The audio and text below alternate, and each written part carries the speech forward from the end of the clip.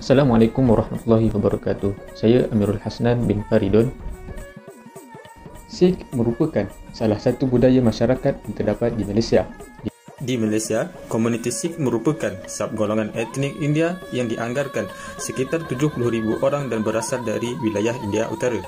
Dengan kewujudan masyarakat Sikh ini, ia menambahkan lagi keunikan Malaysia yang dikenali sebagai sebuah negara yang penuh dengan adat dan budaya. Dalam video ini, kami akan menguraikan tentang adat resam upacara perkahwinan dalam masyarakat Sikh. Dalam pembikinan video ini, kami akan memfokuskan untuk mengenal pasti Pantang larang dalam perkahwinan kaum Sikh. Yang kedua, menyelami cara pelaksanaan perkahwinan kaum Sikh dengan lebih terperinci. Dan yang ketiga, mengetahui amalan bentuk keturunan dan kepusakaan patrilineal dalam masyarakat Sikh. Assalamualaikum, nama saya Muhammad Razak bin Harun. Menguji saya status ini satu sebelum presiden. Terdapat beberapa perkara atau amalan yang perlu diikuti oleh masyarakat Sikh supaya perkahwinan mereka boleh lancar dan sempurna, serta ia untuk menjaga perkahwinan yang terjalin di antara kedua-dua keluarga. Perkara tersebut ialah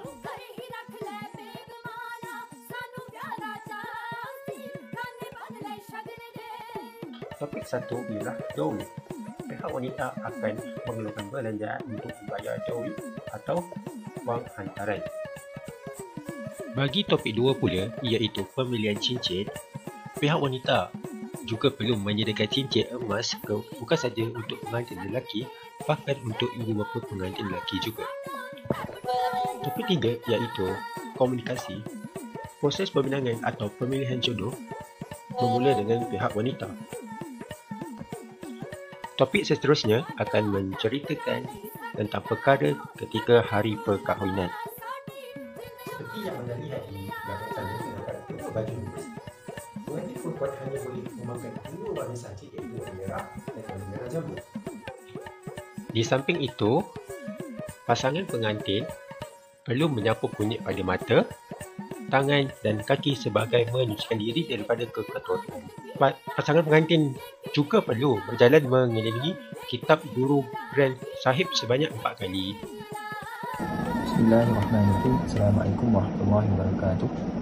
Nama saya Muhammad Aiman Syahid bin Nordin, nombor kad matrik 1819845. Jadi saya akan menerangkan tentang pertunangan kaum Sikh yang dikenali sebagai mangani. Baiklah, saya bersedikit tentang pengenalan mangani. Walaupun ia tidak diwajibkan, tetapi ia boleh dilakukan sama ada di kediaman lelaki ataupun di gurdwara, iaitu pusat ibadat penganut kaum Sikh. Biasanya upacara formal ini diadakan di gurdwara. Pada hari yang telah ditetapkan, bapa si perempuan bersama-sama saudara mara pergi ke gurdwara. Bakal pengantin lelaki akan duduk di bahagian depan menghadap kitab suci, iaitu kitab Sri Guru Granth Sahib Ji, dan akan dipakaikan kirpan, iaitu pedang kecil oleh bapa mentuanya. Dan selepas itu, dia akan disuapkan manisan dan diberi wang serta dipakaikan cincin ataupun gelang emas. Ada yang mengatakan bahawa bakal pengantin perempuan tidak dibenarkan untuk menghadiri upacara ini dan tarikh perkahwinan ditetapkan selepas upacara pertunangan itu ataupun upacara menangani ini selesai. Assalamualaikum, saya Muhammad Awal Nazri, nombor matrik 181029. Jelang hari perkahwinan, upacara wajib dijalankan ialah mandi batna. Dalam upacara ini, 5 atau 7 orang wanita yang sudah berkahwin yang terdiri daripada ahli keluarga pengantin akan memandikan kedua mempelai ini di rumah mereka masing-masing 3 atau 4 hari sebelum majlis perkahwinan. Dalam upacara ini, bahagian tubuh badan pengantin yang tertentu seperti kepala, muka dan tangan akan disapukan dengan batna oleh ahli keluarga. Batna merupakan satu sebatian hasil campuran serbuk kunyit, tepung gandum dan minyak masak. Upacara ini melambangkan permulaan bagi kedua-dua pengantin bergelar pasangan yang sah. Assalamualaikum warahmatullahi wabarakatuh. Kacahau Barantum Insa Seri Akan. Saya Nik Muhammad Fazrul Hakimi bin Ismail 181298. Milni berasal dari bahasa Sanskrit Hindi yang bermaksud datang bersama-sama, iaitu perjumpaan bersama-sama antara kedua keluarga mempelai, khususnya perjumpaan antara bapa pengantin lelaki dan bapa pengantin perempuan. Upacara milni adalah sebahagian upacara dalam perkahwinan agama Hindu dan Sikh yang diadakan sebelum acara kemuncak perkahwinan dilangsungkan. Ketika pengantin lelaki tiba di rumah pengantin perempuan, pengantin lelaki akan dijemput oleh saudara pengantin perempuan. Mereka akan merenjiskan air bunga mawar dan memberikan syagun, token nasib baik.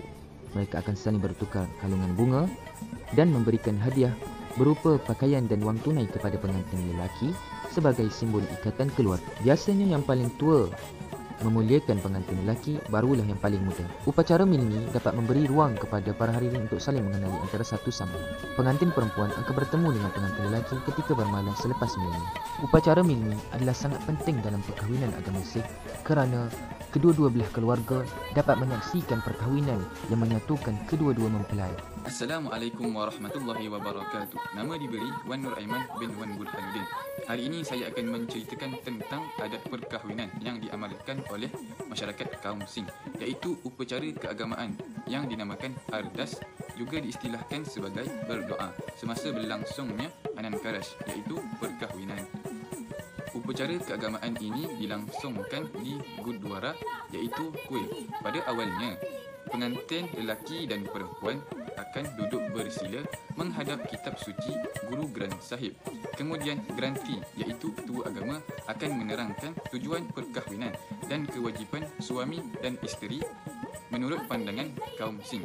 Selepas itu, granti akan berdiri bersama-sama pengantin lelaki dan perempuan dan bapa pengantin lelaki dan perempuan untuk bacaan ardas secara senyap.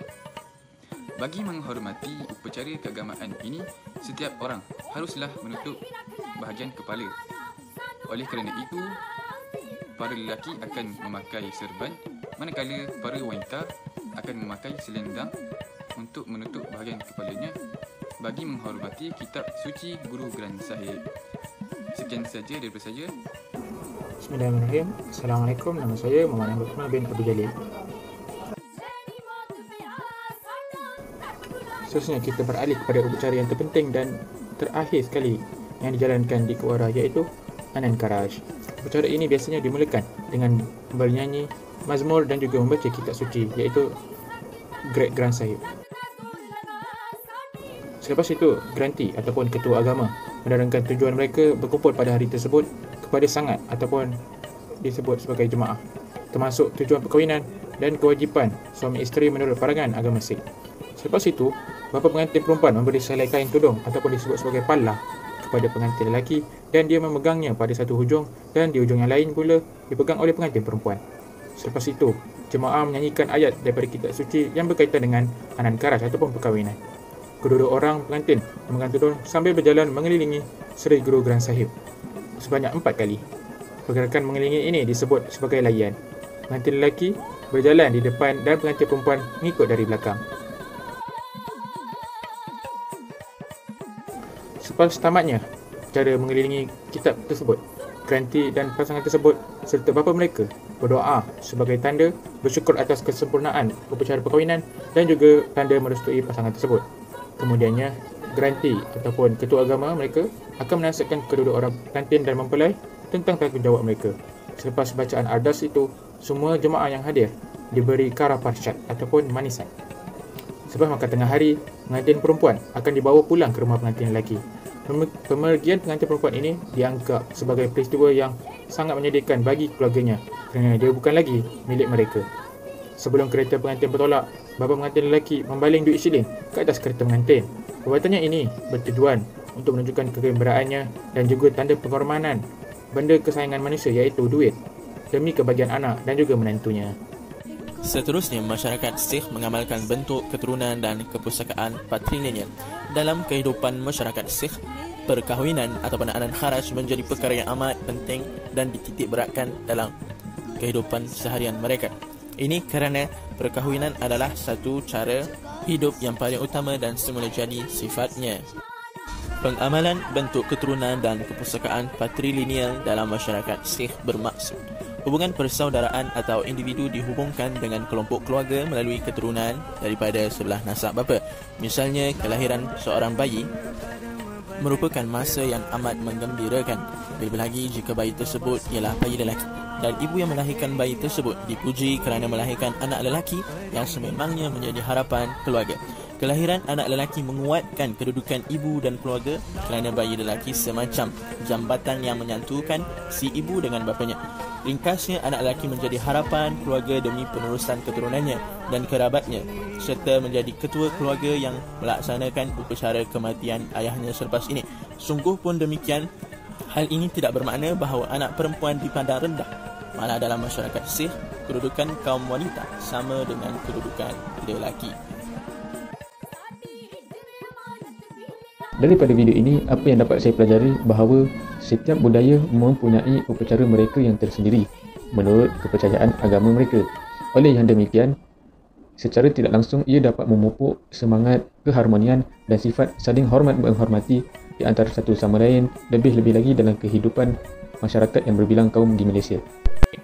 Untuk refleksi diri pula, antara beberapa perkara baru yang saya dapat dalam melakukan tugasan ini ialah iaitu tugasan perkahwinan kaum Sikh ni adalah kita boleh lihat bahawa terdapat beberapa ciri-ciri dalam adat perkahwinan kaum Sikh yang seiras dengan perkahwinan dalam Islam.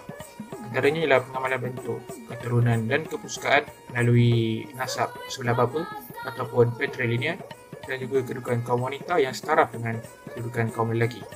Melalui tugasan ini juga saya dapati antara sebab-sebab adanya persamaan dalam adat agama Sikh dan juga Islam adalah disebabkan faktor demografi di mana agama Sikh ini muncul di Punjab, India di kala penganut Islam dan Hindu mengalami pertemuan antara mereka ketika itu. Hasil yang saya perolehi daripada pemikiran video ini adalah perkahwinan merupakan salah satu majlis keramaian yang tidak boleh dipisahkan dengan adat.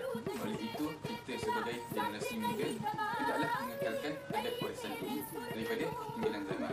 Perkara yang saya telah belajar daripada hasil pembikinan video ini adalah sasaran akhir ialah perkahwinan atau hubungan yang kekal. Oleh itu, generasi muda sekarang haruslah berusaha dan mengikuti perkara yang telah ditetapkan. Adat istiadat tidak dapat dipisahkan dalam kehidupan seharian sebagai contoh dalam perkahwinan, baik agama Hindu, Sikh, Kristian maupun Islam. Sebagai umat Islam, adat istiadat mestilah diselarikan dengan agama supaya tidak bercanggah antara satu sama lain. Hasil daripada pembikinan video ini, saya dapat pelajari bahawa kita dapat bersama-sama mengetahui tentang adat istiadat perkahwinan kaum Sikh. Jadi, marilah kita bersama-sama menghormati adat dan istiadat kaum lain.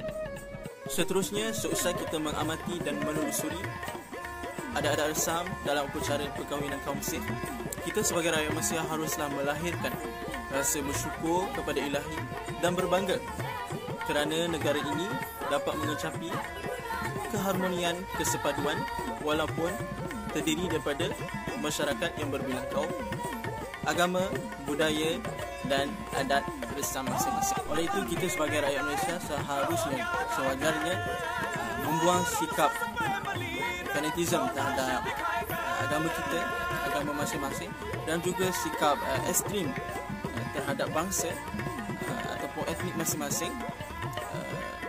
Selain itu, kita juga haruslah usaha untuk memahami cara hidup, adat resam dan lain-lain. Sebagai konklusinya, usaha kita untuk memantapkan pengetahuan kita serta pemahaman kita terhadap cara hidup ataupun hal yang berkaitan sesama kaum yang lain dapat memudahkan kita untuk berinteraksi serta bergaul dengan mereka. Ada satu istilah, tak kenal maka tak cinta. Oleh itu, kita harus kenal dahulu serta faham dahulu, barulah cinta itu akan timbul. Selepas menjalankan proses pembikinan video tentang upacara-upacara yang wajib dipatuhi dalam majlis perkahwinan bagi kaum Sikh, dapat saya simpulkan bahawa agama, adat resam dan juga perkahwinan umpama isi dengan kuku. Hal ini demikian kerana setiap upacara yang berlaku dalam majlis perkahwinan hendaklah selaras dengan ajaran agama dan juga adat resam bagi sesuatu kaum. Antara faktor-faktor yang menyokong pernyataan saya ini adalah kerana majoriti umat manusia mempunyai kepercayaan dan juga agama masing-masing. Oleh itu, mereka hendaklah patuh dengan ajaran agama agar mereka mendapat kehidupan yang diberkati oleh Sang Pencipta masing-masing.